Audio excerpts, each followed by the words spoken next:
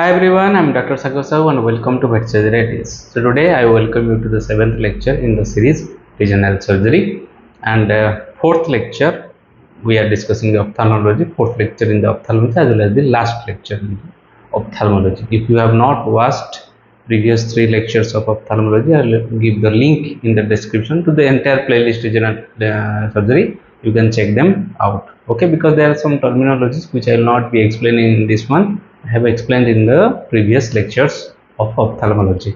Okay, so let us go. So today we will be discussing the surgical affections of cornea and lens. Before going to the lecture, some formalities. Do follow me in the Facebook and Instagram. Instagram is more important. In Facebook I am not that active, but here I post different surgeries which I do with detailed descriptions. In Instagram you will get the updates regarding the videos as well as the notes and PPTs. This is the book which I am referring, Veterinary Ophthalmology. This is a very good book. You can buy this book or you can download the PDF. I will give the link to this book in the description. You can get that. And regarding the notes, as if you are following my previous lectures or series, you can see that you can appreciate that I provide notes, handwritten notes, but this time it is not possible because of my busy schedule. But I will give the link of this PPT in PDF format in the description, as well as the link of this book. You can do further studies. Okay, let us go to the cornea.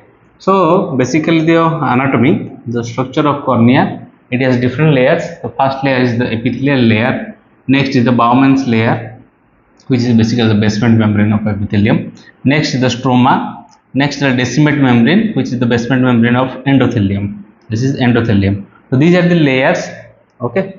Epithelium, Bowman's layer with the basement membrane of epithelium, stroma, then decimate membrane. Stroma is basically the connective tissue layer. Next, decimate membrane, which is the basement membrane of endothelium. Endothelium has a basement membrane over which it grows. Okay. Next, one of the controversy topic, not controversy, there is debate regarding this one. That is the use of corticosteroid. What corticosteroids do when you use topically over the cornea? It reduces melanosis, discoloration.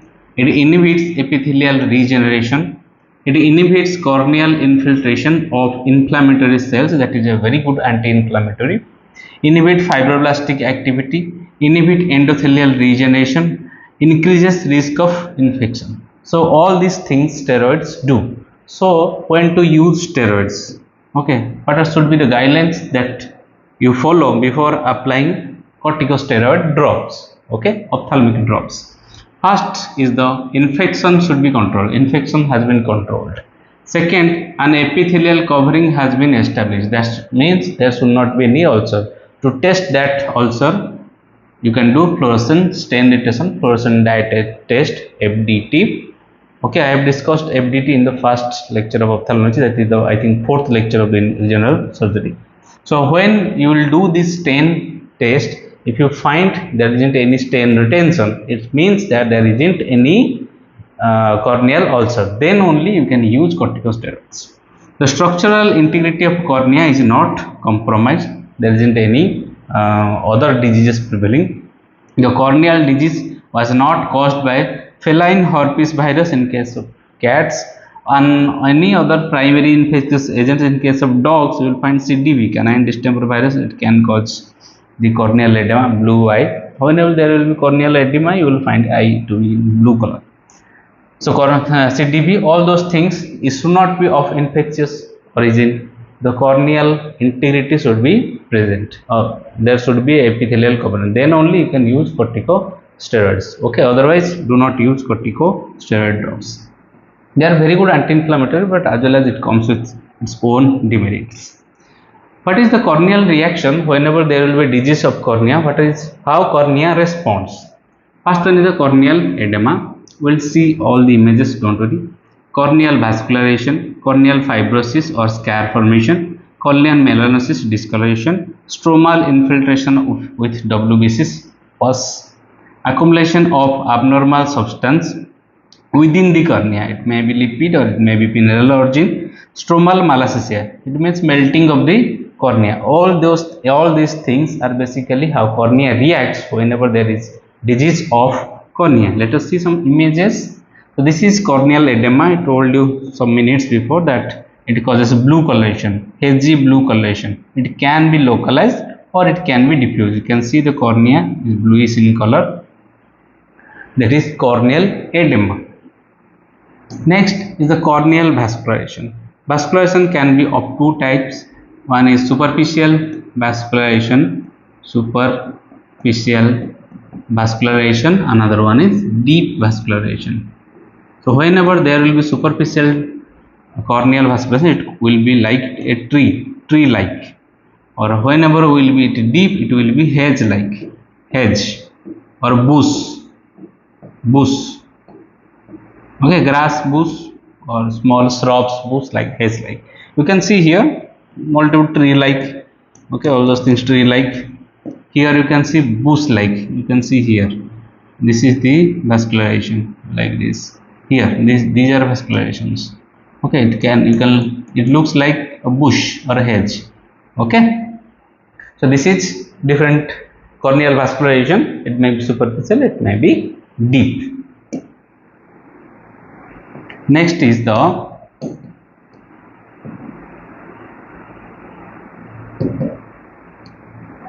corneal fibrosis or scar formation. So scar formation is of three types. Okay, the first one, depending on the size, it can be a nebula. Smaller one is the nebula.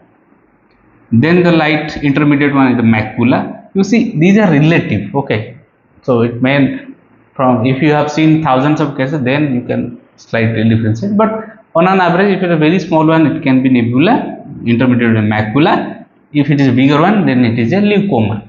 Okay, scars. Here you can see this is a scar.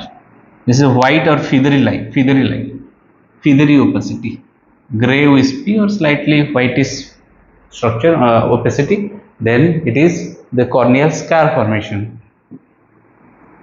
Next is the corneal melanosis. You can see here there is melanosis, discoloration, blackish coloration here.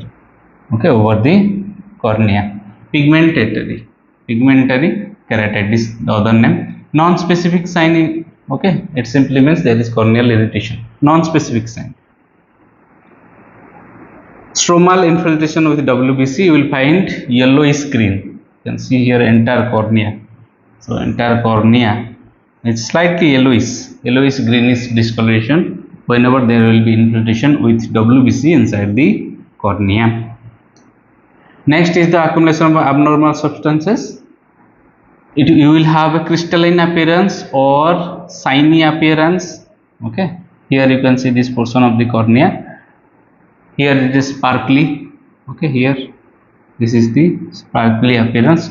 So some substance like lipid or mineral is deposited within the cornea, then you will find this particular clinical sign. So stromal malacia or melting. You can see here, okay, the cornea has been melted on the lateral view. You can see here it has been melted. It hangs over the lower eyelid. Okay, you can see sagging or oozing of stroma over the ventral cornea or eyelid. This is corneal melting. This is last stage, very severe cases. Next, some diseases of cornea. Corneal dermoid. Very commonly you will find this one, especially in large animals you will find corneal dermoid. Also small animals you may find. Only remedy is surgery. So what is corneal dermoid? Congenital circumscribed overgrowth of microscopically normal tissue, mostly skin, in an abnormal place. It may involve different structures like conjunctiva, eyelid margin, limbus area, cornea, or combinations. Okay, so the treatment is basically surgical excision, remove surgically. Next, corneal ulcer. Corneal ulcer is a broad term. Okay, simply means keratopathy in which there is loss of epithelium. The superficial layer is the epithelium, so there is loss of epithelium. So it can be due to two causes. Most commonly, ulcerative keratitis is equivalent term of corneal ulcer. There are two causes. First one is inadequate corneal protection. Second one is excessive epithelial loss. So how inadequate? inadequate corneal protection is there. There may be some deficiency in tear film. I have already discussed keratoconjunctivitis sicca in the previous class. Okay, if you want, then you can see there. Okay, I will not explain what is keratoconjunctivitis sicca. So the cases, suppose there is some eyelid dysfunction like lagophthalmos condition, improper closure of eyelids, entropy on macropalpebral fissure, all those things can cause to corneal ulceration. For keratoconjunctivitis sicca, you can do STT, Schremer tear test. In the past lecture of ophthalmology I have discussed. There is another test, TFBUT, tear film breakup test. Okay, TFBUT, tear film breakup test. But it means suppose when we will do a blink, one film is created over the eye. So the time taken this film to dry up is known as TFBUT, tear film breakup test. Okay, not like breakup, tear film breakup test. So this test can be done. For eyelid dysfunction, there are different reflexes or some lid anatomy that can be examined. Second cause is excessive epithelial loss. It may be endogenous or it may be exogenous. What is endogenous? Entropy on dystiasis, ectopic cilia, trichiasis, lid tumors, blepharid. All of these has been discussed in the previous lectures. Okay, do check them out. Next, trauma. It can be due to trauma, foreign body, feline herpes virus 1, okay, equine herpes virus, mycoplasma bovis. All those things can contribute to corneal ulceration. Okay, so for here you have to do the thorough examination for excessive epithelial loss. The secondary cause, you have to, there are different examination technique. Okay, you can go for the ophthalmoscopic examination. Okay, you can go for slit lamp by microscopy, all those things that also I have discussed in the first lecture or the fourth lecture in the regional surgery. If you want to check them out, do check them out. I will give the link in the description. So these are basically what are the causes and what is corneal ulcer. So what is the therapy? There is medical and surgical. No, mostly it is medicinal management. You have to give antibiotics, topical as well as systemic, mydriatic, which causes pupillary dilation like atropine sulfate. Okay, analgesics and anti-inflammatory drugs. When comes to anti-inflammatory, corticosteroid comes, so you have to go for FDT. If it is negative, then use corticosteroid, otherwise do not use corticosteroids. Prevention of self trauma. Sometimes dog, out of itching or all those signs, it may self harm, so we have to use e-collars, Elizabethan collars, okay, e-collars, or you can use socks over the legs. You can trim the nails. Okay, all those things you have to do so that it does not harm the eye. Next, what are the surgicals? When medicine will fail, then we will go for surgical. First one is the conjunctival island graft. What you will do here? This is the bulbar conjunctiva. Here it is bulbar conjunctiva. This is palpebral conjunctiva. So you have to take, this is Chalazian forceps. Chalazian forceps. So you have to take a piece adequate to cover this ulcer. Here it is ulcer. So you have to take a piece of conjunctiva from the palpebral conjunctiva, paste it here, simply paste it here, over it, suture it. Then after, give incision over the limbus to separate the bulbar conjunctiva. This is bulbar conjunctiva from the eyeball. Simply suture the bulbar conjunctiva. Okay, so this is conjunctival island graft. Next surgery is the basically advancement flap graft, conjunctival advancement graft. Here what you have to do, you have to give incision over the bulbar conjunctiva. So when you will give incision, then simply advance that flap over the ulcer. This is advancement flap, advancement flap. Other thing which you can do, lateral pedicle graft or the rotational pedicle graft. So here on the lateral side you have to make a flap, then simply paste it over the ulcer. It is rotational. Here you have rotated, rotational pedicle graft.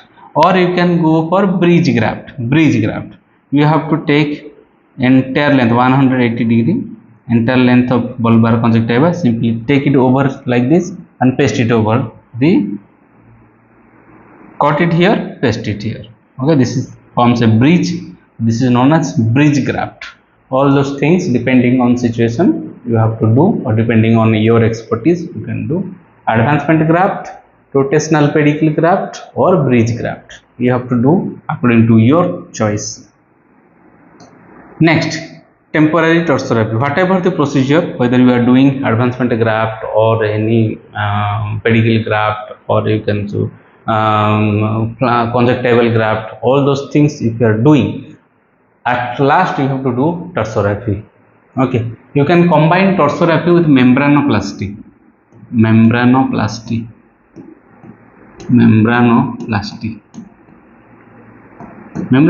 simply refers to third eyelid flap.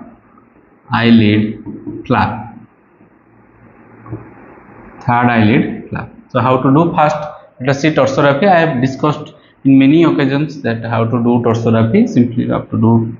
Simply you have to take care that suture should not puncture the palpebral conjunctiva. It can irritate the cornea, so it should be on superficial layers. Okay, it should not go here. You can see the sutures are not puncturing this is palpebral conjunctiva. Here is the palpebral conjunctiva. It is not puncturing the palpebral conjunctiva, otherwise it will irritate the cornea. Now here you can see in this particular image, it should be avoided, like entire puncture of entire thickness of eyelid, then it will irritate the cornea. Now regarding the membranoplasty, this is medial canthus, this is lateral canthus. So you know that third eyelid here on the medial canthus, this is the third eyelid, it has a T-shaped cartilage. This is a T-shaped cartilage. Simply what you have to do, you have to suture this third eyelid on the lateral canthus. How you will do? So you have to take a full thickness bite here on the lateral canthus from outward to inward, then you have to wrap it over this T cartilage. Then on the lower side, this is upper side, this is lower side. On the lower side you have to take it out like this, one bite. One suture goes over the T cartilage, then comes. Simply when you will pull, this third eyelid flap will happen. This third eyelid go up to the lateral canthus, from the medial canthus to lateral canthus, and it will make a flap over the cornea which you have sutured or which you have repaired. Okay, it will protect the cornea. So this is third eyelid flap. The important thing here is that take a bite over the T cartilage. Okay, that is the cartilage of the nucleary membrane or the third eyelid. You have to involve that one because that has the strength. So simply you have to do, or you can do with the forceps. We can pull this flap or the third eyelid towards the lateral canthus, and then do this. Simply this procedure will be done in a better way. Okay, so you have to do, the principle is simply you have to make a third eyelid flap involving this T cartilage. Okay, so you can do like this, or you can remember this is a closed eye, but it will happen in the open eye. I am making you understand. Okay, so this is, you can do temporary tarsorrhaphy or combination of membranoplasty as well as the tarsorrhaphy. It will be much better. Okay, there are a few articles regarding this use of this membranoplasty as well as tarsorrhaphy. Next, if you do not treat the corneal ulcer, what will happen? Sequelae of corneal ulcer, it can lead to decimatocele. This is the prolapse of decimates membrane. I told you the last layer is the endothelium, just above the endothelium, that is decimate membrane. So this decimate membrane may prolapse through this corneal ulcer. This is decimatocele, or it may lead to anterior synechia. I have already discussed regarding this synechia. This is the attachment of iris. Anterior means to the cornea, posterior towards the lens. Okay, so whenever there will be ulcer, so it may attach to that ulcer point, causing synechia, anterior synechia, or it may prolapse through this one. This is known as iris prolapse, or prolapse of iris, simple term. Okay, these three are the sequelae of the ulcer, corneal ulcer, especially deep corneal ulcer. Superficial simply means epithelium is lost. In case of deep, the stroma is also lost, the connective tissue layer. So these are the corneal diseases. Now corneal suturing. Suppose there is corneal laceration. Another disease corneal laceration. Suppose there is corneal laceration. The important is how to suture this one. Remember, the bite should be deep, not long. I'm sorry, not long. It is deep. It should deep, but it should not puncture the endothelium. Endothelium should never be punctured, or you can say decimates membrane should never be punctured. Decimates, it should go up to the level of decimate membrane, but it should not be punctured. Like here, this is the correct technique. The bite is deep and equal from both sides. The distance of the in and out of the suture is same on both sides. Okay, and it is deep, goes up to the level of the, suppose this is the anterior surface of cornea, this is posterior surface of cornea, then it goes up to the level of posterior surface, but it does not puncture or penetrate the posterior surface. What are the wrong methods? First, if it punctures completely, it will delay the healing of the endothelium, as well as some external substance may gain access into the anterior chamber through this suture. Some infection may go inside the anterior chamber of the eye. Another one, if it is not deep enough, then the endothelium layer is not, will have a separation. Okay, when there is separation, it will not heal. You know that corneal vasculation is very poor, okay, compared to other structure of eye. So if it is not properly aligned, then it will not heal soon. It may take much longer time, or it may not heal also. Another thing, the thickness of bite. Here the thickness of bite, the deep amount thickness or deep bite is different on each side. Here it is smaller, here is larger, causing improper apposition. Here it is not apposition. Okay, here one segment is lower and one segment is upper, or slightly above and slightly below. So this is improper apposition. This is also wrong. The correct one is this one. It should be deep, goes up to the level of decimate membrane, but it should not puncture the decimate membrane or endothelium, and it should be equal on the both side of the edges. Okay, taking the vital equal length. Okay, this is the corneal ulcer. Here some image of corneal ulcer due to some trauma. Next, corneal foreign body. You can see here some foreign body, it needs surgery.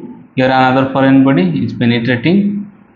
Okay, simply you have to remove, and if it is large enough, do the suturing, otherwise simply do the Tarsorrhaphy, it will heal. Next, lens.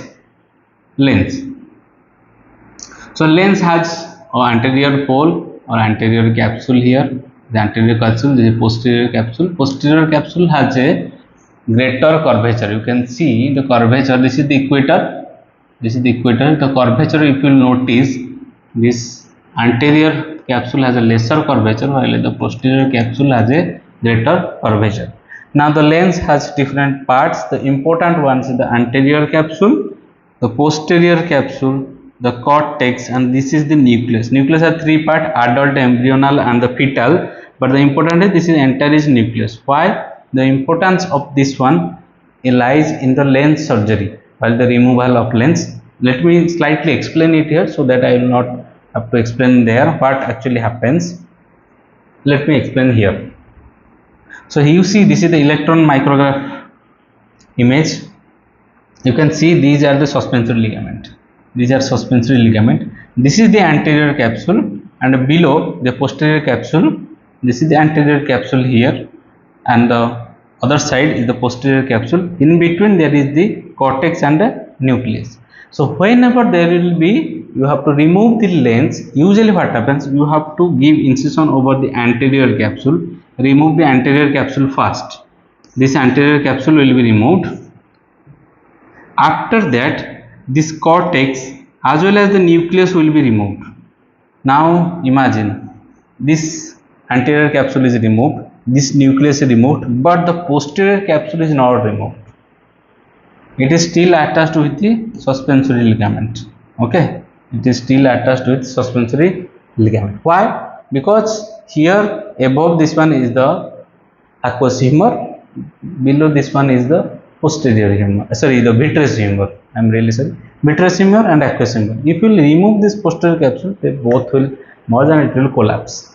So this particular thing, the posterior capsule helps in separation of the aqueous humor as well as the vitreous humor. Another thing, suppose you are to use any artificial lens, so this particular posterior capsule will help in positioning of the artificial lens, as well as it will, what you can say, suppose entire thing is here, another artificial lens is there, so it will help that it should stay in the proper place.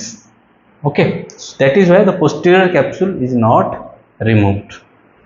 In worst case, you may remove this one. Suppose there is a hypermature cataract, everything has been liquefied, then you may come out. Otherwise, simply you have to keep the posterior capsule intact.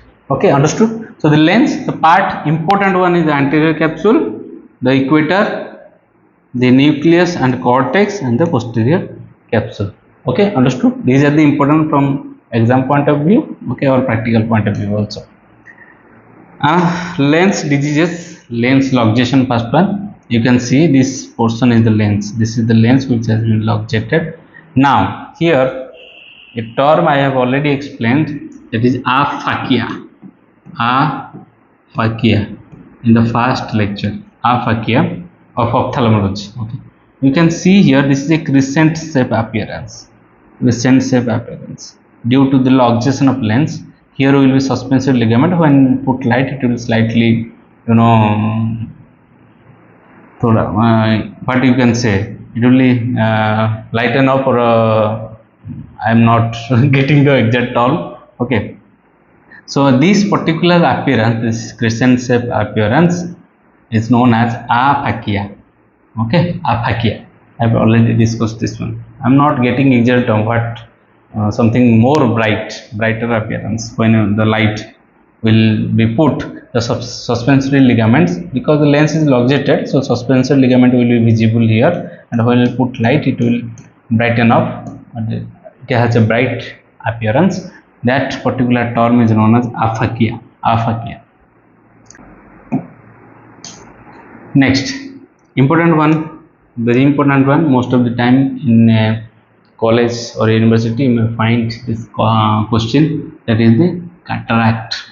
Okay, so the cataract is basically corneal opacity, the lens opacity, or loss of transparency of lens, or its capsule. It means light cannot pass through the lens, or there is partial passing of the light. In you see, there are different stages of cataract. Okay, we'll discuss. So depending on, in case of mature, light may slightly pass, but the visibility will not be there. But on other stage, like immature stage, the animal will still able to see, but there will be some cataract. Most commonly, the classified as stages of development. In most commonly, if you will ask someone, based on stage of development or maturity, it is classified: incipient, immature, mature, hypermature, Morganian. It means simply complete liquefaction. Position with the lens, it can be different area of lens, anterior capsular, anterior subcapsular, like that. Age of the development may be congenital, developmental, juvenile, senile, or acquired. Etiology or pathological, it may be inherited, which is basically primary, secondary, traumatic origin, or intraocular disease, all those things. Consistency, fluid or soft or hard, all the same. Most commonly you will find stage of development, the incipient, immature, mature, hypermature, or Morganian. Let us see some images of cataract. Here you can see different images of cataract. First one is the incipient.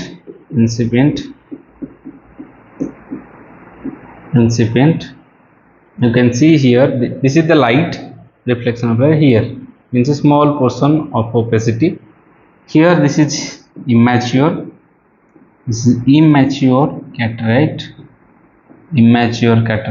You can see here that here this particular portion, light is still passing. You can still see the tapetum. There's some development here, some vacuolation.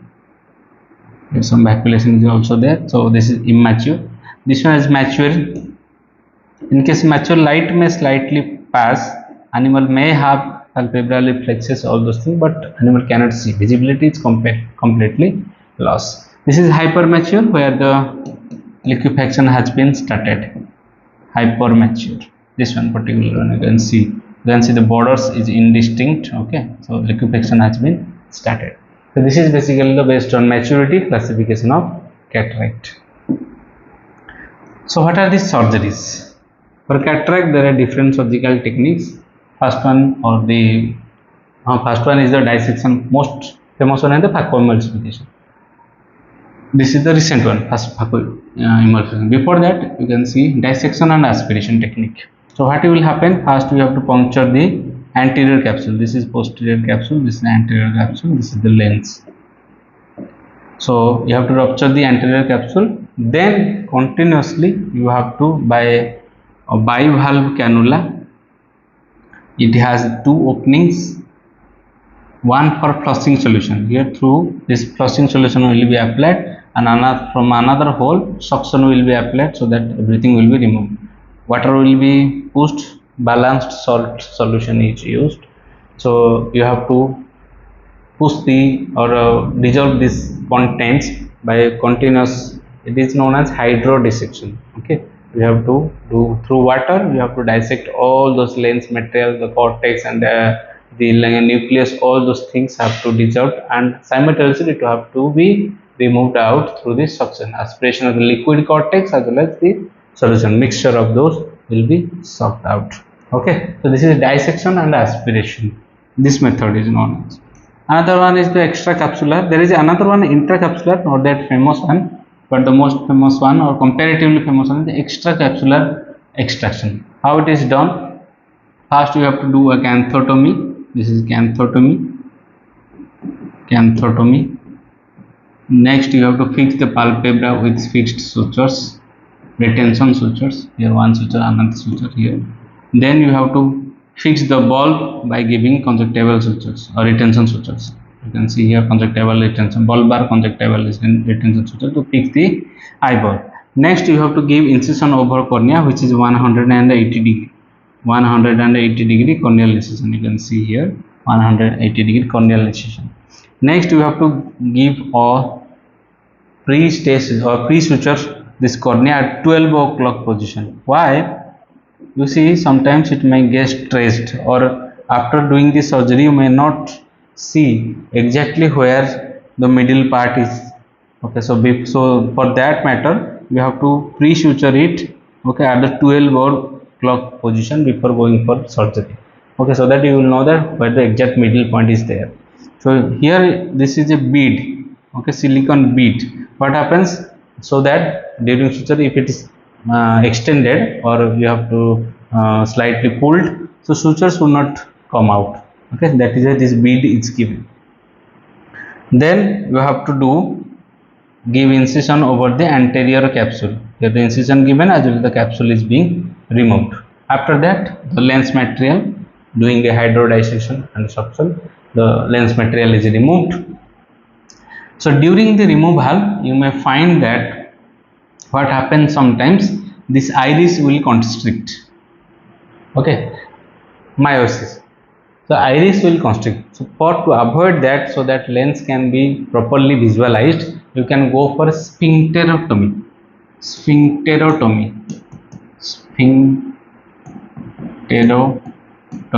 Giving incision to the iris at the 6 o'clock position. You can give an incision over the iris. Suppose there is much more contraction, then you can go for partial iridectomy. Partial iridectomy. Here you can see partial iridectomy. You can go for. After the removal of the lens, simply suture the cornea and you can give a conjunctival flap. Okay, this is basically extracapsular extraction. The most famous one is the phacoemulsification. So what you have to do? It is much simpler, as well as you don't need a 180 degree incision compared to the extracapsular extraction. So you have to simply give two incisions, here one incision, another incision, smaller one. So here to get the probes to enter, and another through for manipulation, all those things. So here are the same steps, whatever is extracapsular. Here only difference is that the incision is the smaller. Second, here the ultrasound is used. Ultrasound is used. It will, this is lens.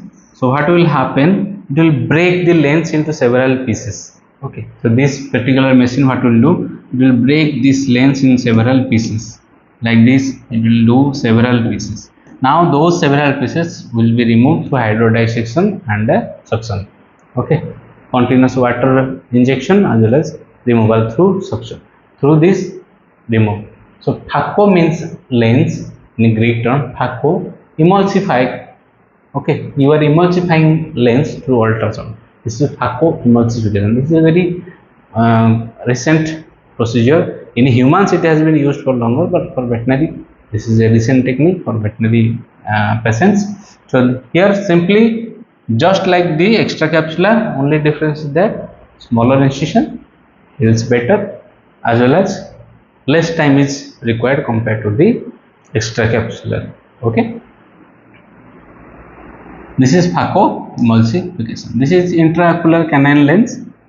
You can see here it is coming, though slightly bit costly, but you can use in accordance with the humans. Okay, in humans it has been used since very long. In veterinary, it is in India it has been started in few places. They are doing this capsular intraocular canine lens, but the only thing, it is bit costly. So if you can afford, then you can use. Okay, so this is all about the diseases of the cornea and lens. With this we finish the ophthalmology part. Okay, next we will go for the guttural pouch in regional surgery. Regional surgery is going on, the ophthalmology portion is over. So these are the entire ophthalmology portion is basically to give you a basic idea. Even I am not an ophthalmologist, but you should have general idea regarding the diseases as well as the what are the surgery available. There are nuances to surgery. Okay, I have explained it like this, but while doing it, the what instrument should be used, how much pressure should be there, how delicately you are handling, all those things takes the expertise. Okay, so theory gives a ground to stand. So depending on your physical ability, depending on your skills, how you stand, that matters. Okay, so with this the ophthalmology ends. Next we will go for guttural pouch. So till then, tata, bye bye, take care.